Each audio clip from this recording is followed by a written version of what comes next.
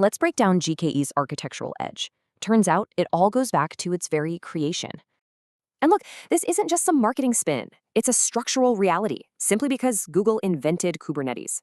GK's family tree goes back more than a decade before Kubernetes, with lessons learned from Borg and Omega. All of that experience created a huge competitive moat. It's not just history, it's a real, tangible edge. You can see that head start right here. GKE launched years before competitors like AKS or EKS showed up. So what's that head start get you? Well, it shows up in these super solid architectural strengths. Okay, so how does this maturity actually help you day to day? Let's be real, it starts with automation. Take GKE Autopilot. It's a total game changer. It literally takes node management completely off your plate. So while others like AKS and EKS reduce the hassle, Autopilot just straight up eliminates it. Big difference. All right, what about security? Well, the difference here is just a start. The key thing to get here is depth and nativity.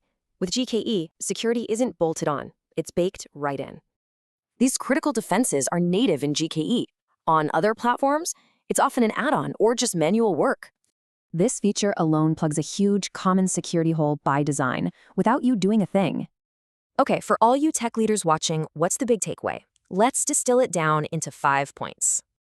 First, going with the inventor means you're betting on stability and authority, less risk down the road. Second, Autopilot lets your team focus on building cool stuff, not just maintaining the plumbing. Third, that built-in security simplifies everything. You get defense in depth without bolting on extra tools. Fourth is performance. GKE runs on Google's private network. That's a built-in advantage, not a pricey add-on. And finally, number 5, it all just fits together, so you can always pick the right tool for the job. When you put it all together, the evidence is pretty clear. GKE is just different. You could say it's not just another Kubernetes service. It's the platform Kubernetes was always meant to be. And that's the bottom line. These advantages are structural. They're not something competitors can just copy-paste.